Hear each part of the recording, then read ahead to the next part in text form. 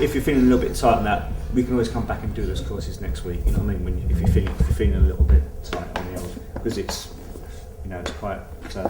It's better when you do it kind of full voice. I just want to see if we can get a little bit more texture into some of the sounds that, you know, that they've made so far on the record. You know, I mean, they've got a very good rhythm section in the band, so obviously I want to make sure that's sounding as good as possible. I don't want to smooth out all the edges, though. I'm very aware of the fact that they are what they are, and there's quite a lot of live performances on the record. I think it's something that I was quite keen to continue from Mick Jones's productions in the past, because there is an essence of what they capture when they play live. You don't want to kind of stick everything to a click track and make it regular all the way through, because often they're taking the timing and everything from how Pete performs his lyrics, and you know, they speed up and slow down. So I think sometimes it's necessary to maintain that. Pete's got a lot of baggage and kind of history and everything, and obviously that's part of his life. But I'm trying to get hold of the musician, and that's what I'm focusing on, and trying to get that person forward again. I mean, he's kind of lived this lifestyle, as it were, and it all looks like, you know, to the media it's great, it's all going great. He's having hit records, he's got a beautiful girlfriend, you know, but you know, there's a lot of problems there that have got to be sorted and addressed, and that's something that, you know, I'm not a drug counsellor, I'm a record producer, but you know, that's something that I've had lots of long conversations with Pete about, you know, because I want to tap back into that musician again. Any good band, I mean, all the best bands that I've worked with have to have a kind of good, natural kind of balance within the group. I mean, if you've got a group full of frontmen, it's never going to get anywhere, you know. I mean, there was a good, solid foundation in this band, as it were, with you know, with the rhythm section with Drew and Adam. I mean, they're very, very together, very tight and good players. So, but they're also quite keen to follow the way Pete wants to go. As I say, they don't like say this is the rhythm, we're going to stick to it, and you know, and Pete's going to have to follow us. I mean, they're quite keen also to kind of go with the sway, you know, as I say, with certain sort of songs that will be speeding up and slowing down. So if you want, they're the kind of good, solid kind of foundation, like a good kind of workforce behind the band. Then you've got Mick, who's a very kind of I think he's obviously must probably Pete's main co-songwriter now within the group. Good player, you know, he's been around for a while. He knows how to play his instrument well. A good understanding for rhythm and things. So again, he's you know, he's kind of become a good kind of I guess second lieutenant, as it were, within the band for Pete. And yeah, you know, it's. There is the leader, as it were, you know, obviously, you know, which is obviously Pete, and but as I said before, if you know, there was too many Petes within the band, that would be, you know, they obviously wouldn't get very far.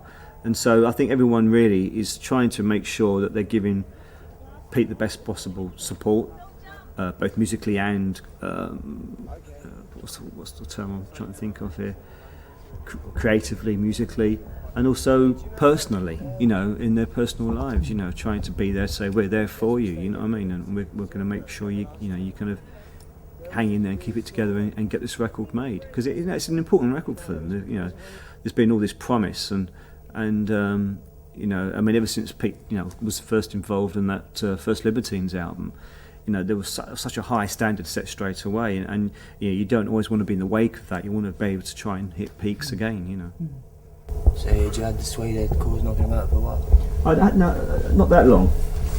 Once I sent him an idea. Every day's like Sunday. I had for a long time. The chords for that, and so I wrote that around the bass line. It was like an Echo and the Bunnymen type thing. That dum dum dum dum dum dum dum dum dum dum dum dum dum. It's like a very Echo and the Bunnymen type thing. And I sent that to him on a cassette. Because the idea was really just to be, when we finished Strange Ways, there was no tracks left over. Everything we recorded for that album went on the album. There was nothing left over for B-sides.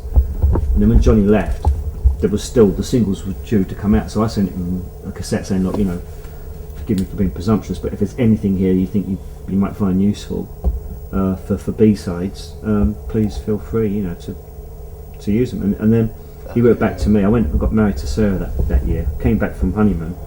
It was a postcard, because that's how I used to contact people most of the time. saying, I want to do a solo record, are you interested in doing it with me? Yeah, basically. So that was it. So then I carried on. So I basically stopped doing all the kind of other engineering and production work I was doing at the time, and just focused on writing lots and lots of song ideas at home, and just sent them off all the ideas, and then that was it. And then we went back in. He said to me, right, I want to go in. And we did Suede in the first session. We did a 2-week session down at this residential studio, and out of that came Suedehead and a few other tracks for the album. But every day is like Sunday, because it's been different times in my life, like in rehab and first time I drove, and then in prison, and just different things. It sounds a bit corny, but when I've heard the opening to it, and I've always thought, fuck, I know this tune, what is it? Even now I hear it, I think, I know this. And then he was not until you start singing that I realise it's that. It's a fucking wicked tune. Makes me cry, that tune. It's that bad. But yeah, a long time ago, yeah. It's amazing. It's flown by. But that's what I'm saying though, it's the great thing about making good records, Pete. They're there forever, you know what I'm saying? It's not just I mean, that's why it's got to be good performance and everything, because it's there, isn't it?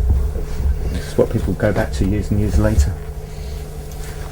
It just changes it's just a faction, Street of Crocodiles, those bits like that.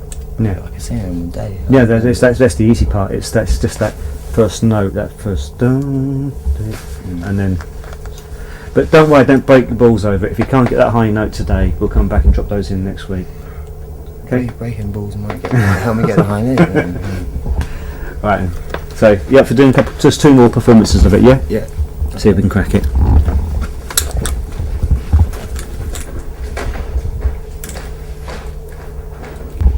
See there, I get you the best stuff. Priceless. You can't buy that stuff.